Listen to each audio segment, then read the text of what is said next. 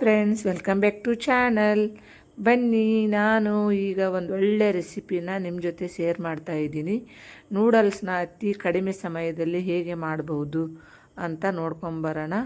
ಅದಕ್ಕಿಂತ ಮುಂಚೆ ಯಾರೆಲ್ಲ ನನ್ನ ವಿಡಿಯೋನ ಫಸ್ಟ್ ಟೈಮ್ ನೋಡ್ತಾ ಇದ್ದೀರಾ, ಹಾಗೆ ಸಬ್ಸ್ಕ್ರೈಬ್ ಮಾಡದೆ ನೋಡ್ತಾ ಇದ್ದೀರಾ, ಪ್ಲೀಸ್ ನನ್ನ ಚಾನಲ್ ಸಬ್ಸ್ಕ್ರೈಬ್ ಮಾಡಿಕೊಂಡು ಸಪೋರ್ಟ್ ಮಾಡಿ.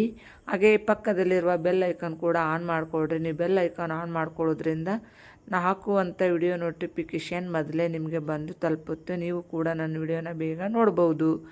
ಬನ್ನಿರಿ, ಪೂರ್ತಿ ವಿಡಿಯೋನ ಸ್ಕಿಪ್ ಮಾಡಿದೆ ನೋಡಿ, ನಾನು ಯಾವ ಥರ ಮಾಡಿದೆ ಏನು ಅಂತ ನಿಮಗೂ ಗೊತ್ತಾಗುತ್ತೆ. ಅತಿ ಕಡಿಮೆ ಸಮಯದಲ್ಲಿ ನಾವು ಈ ರೆಸಿಪಿನ ಮಾಡ್ಕೋಬೋದು. ಸಿಂಪಲ್ಲಾಗಿ, ಜಾಸ್ತಿ ತರಕಾರಿ ಬೇಕಾಗಿಲ್ಲ, ಜಾಸ್ತಿ ಮಸಾಲ ಐಟಮ್ಸು ಕೂಡ ಬೇಕಾಗಿಲ್ಲ. ಇರೋದರಲ್ಲೇ ನಾವು ಅತಿ ಹೆಚ್ಚು ರುಚಿಯಾಗಿ ಮಾಡಿಕೊಂಡು ತಿನ್ಬೋದು. ಬನ್ನಿ, ಯಾವ ಥರ ಮಾಡ್ತಾಯಿದ್ದೀನಿ ಅಂತ ನೋಡ್ಕೊಂಬರೋಣ. ಬನ್ನಿ, ಈಗ ಚೆನ್ನಾಗಿ ನೀರು ಬಿಸಿ ಆದಮೇಲೆ ನಾವು ನೂಡಲ್ಸ್ನ ಅದ್ರೊಳಗೆ ಹಾಕ್ಕೊಂಡಿದ್ವಲ್ರಿ.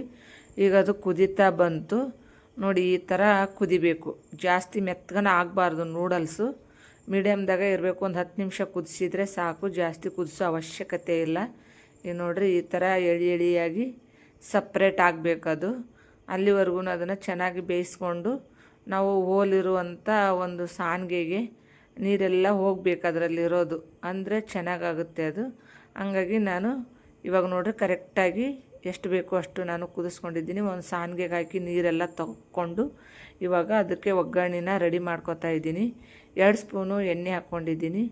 ಅದಕ್ಕೆ ಎಣ್ಣೆ ಕಾದ್ಮೇಲೆ ಸ್ವಲ್ಪ ಸಾಸಿವೆ ಹಾಕ್ಕೊಂಡು ಒಂದು ಸ್ವಲ್ಪ ಕರಿಬೇವು, ಹಸಿಮೆಣಸಿನ್ಕಾಯಿ ಮತ್ತು ನಾನು ಬೆಳ್ಳುಳ್ಳಿನ ಸಣ್ಣದಾಗಿ ಕಟ್ ಮಾಡಿ ಇಟ್ಕೊಂಡಿದ್ದೀನಿ.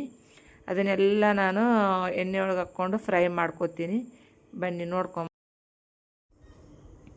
ನೋಡಿ. ಇವಾಗ ಎಣ್ಣೆ ಕಾಯ್ದ ಮೇಲೆ ಸಾಸಿವೆ ಎಲ್ಲ ಹಾಕಿದ ಮೇಲೆ ನಾನು ಸ್ವಲ್ಪ ಕರಿಬೇವು, ಹಾಗೆ 1-2 ಹಸಿಮೆಣಸಿನ್ಕಾಯಿನ ಕಟ್ ಮಾಡಿ ಇಟ್ಕೊಂಡಿದ್ದೆ. ಹಾಗೆ ಬೆಳ್ಳುಳ್ಳಿ ಕೂಡ ನಾನು ಸಿಪ್ಪೆ ತೆಗೆದು ಸಣ್ಣ ಸಣ್ಣದಾಗಿ ಕಟ್ ಮಾಡಿ ಇಟ್ಕೊಂಡಿದ್ದೆ. ಅದನ್ನು ಕೂಡ ಎಣ್ಣೆಯಲ್ಲಿ ಹಾಕ್ಕೊಂಡು ಫ್ರೈ ಮಾಡ್ತಾಯಿದ್ದೀನಿ. ಹಾಗೆ ಒಂದು ಉಳ್ಳಾಗಡ್ಡಿನ ಕಟ್ ಮಾಡಿ ಉದ್ದುದ್ದಕ್ಕೆ ಕಟ್ ಮಾಡಿ ಇಟ್ಕೊಂಡಿದ್ದೆ. ಅದನ್ನು ಕೂಡ ಎಣ್ಣೆಯಲ್ಲಿ ಹಾಕ್ಕೊಂಡು ಫ್ರೈ ಮಾಡಿ ಹಸಿ ಸ್ಮೆಲ್ ಹೋಗುವವರೆಗೂ ನಾವು ಫ್ರೈ ಮಾಡ್ತಾ ಇರಬೇಕು. ಹಂಗೆ ಒಂದು ಟಮಾಟಿ ಕೂಡ ನಾನು ಕಟ್ ಮಾಡಿ ಇಟ್ಕೊಂಡಿದ್ದೀನಿ. ಅದನ್ನು ಸಹ ಇದ್ರೊಳಗೆ ಸೇರಿಸ್ತಾ ಇದ್ದೀನಿ. ಹಸಿ ಸ್ಮೆಲ್ ಹೋಗುವವರೆಗೂ ನಾವು ಅದನ್ನು ಫ್ರೈ ಮಾಡ್ಕೋಬೇಕು. ಇವಾಗ ನೋಡಿ, ನಾನು ಟಮಾಟಿ ಕೂಡ ಹಾಕ್ಕೊಂಡು ಅದನ್ನು ಕೂಡ ಚೆನ್ನಾಗಿ ಫ್ರೈ ಮಾಡಿಕೊಂಡು ರುಚಿಗೆ ತಕ್ಕಷ್ಟು ಉಪ್ಪು ಹಾಕ್ಕೋಬೇಕಾಗತ್ತೆ ರೀ.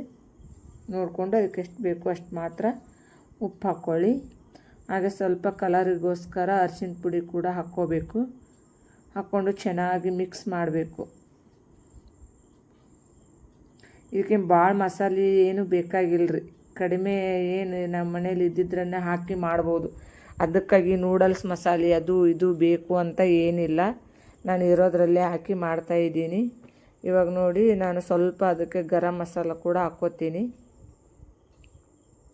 ಹಾಕ್ಕೊಂಡು ಅದನ್ನು ಚೆನ್ನಾಗಿ ಮಿಕ್ಸ್ ಮಾಡಿಕೊಂಡು ಸ್ವಲ್ಪ ಧನಿಯಾ ಪುಡಿ ಇದ್ದರೆ ಹಾಕ್ಕೋಬೋದು, ಇಲ್ಲ ಅಂದರೆ ಸ್ಕಿಪ್ ಮಾಡ್ಬೋದು.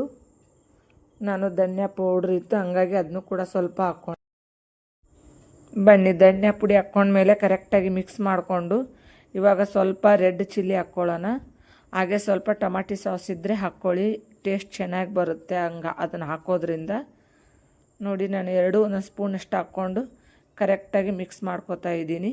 ಮಿಕ್ಸ್ ಮಾಡಿಕೊಂಡು ನಾವು ನೂಡಲ್ಸ್ ಏನು ಬೇಯಿಸಿ ಮೊದಲು ಎತ್ತಿಟ್ಟಿರ್ತೀವಲ್ರಿ, ಅದನ್ನು ಇದ್ರೊಳಗೆ ಹಾಕ್ಕೊಂಡು ಕರೆಕ್ಟಾಗಿ ಮಿಕ್ಸ್ ಮಾಡ್ಕೋಬೇಕ್ರಿ. ಇವಾಗ ನೋಡಿ, ನಾನು ನೂಡಲ್ಸ್ ಬೇಯಿಸಿಟ್ಟಿದ್ನಲ್ರಿ, ಅದನ್ನು ಇದ್ರೊಳಗೆ ಮಿಕ್ಸ್ ಮಾಡ್ತಾಯಿದ್ದೀನಿ. ಅತಿ ಕಡಿಮೆ ಸಮಯದಲ್ಲಿ ನಾವು ಮಾಡ್ಕೋಬೋದ್ರಿ ಇದನ್ನು. ಮಕ್ಕಳು ಸ್ಕೂಲಿಂದ ಬಂದ ತಕ್ಷಣ ಸಾಯಂಕಾಲ ಹೊತ್ತಿಗೆ ಬರ್ತಾರಲ್ವ, ಇಲ್ಲಾಂದ್ರೆ 4 ಗಂಟೆ 4:15ಗೆ ಬರೋದು ಮಕ್ಕಳು. ಊಟ ಮಾಡೋಕ್ಕೆ ಇಷ್ಟ ಇರಲ್ಲ ಅವ್ರಿಗೆ. ಈ ಥರ ಏನಾರು ಮಾಡಿಕೊಟ್ರೆ ಇಷ್ಟಪಟ್ಟು ತಿಂತಾರೆ. ನೋಡಿ, ನೂಡಲ್ಸ್ ಯಾವ ಥರ ಬಂದಿದೆ ಏನು ಅಂತ ನೋಡಿ, ಎಷ್ಟು ಚೆನ್ನಾಗಿ ಬಂದಿದೆ ಅಂತ.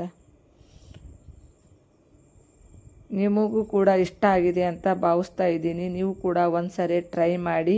ಇದಕ್ಕೆ ಜಾಸ್ತಿ ಐಟಮ್ಸ್ ಏನೂ ಬೇಕಾಗಿಲ್ಲ, ಇರೋದ್ರಲ್ಲೇ ನಾವು ಮಾಡ್ಕೋಬೋದು.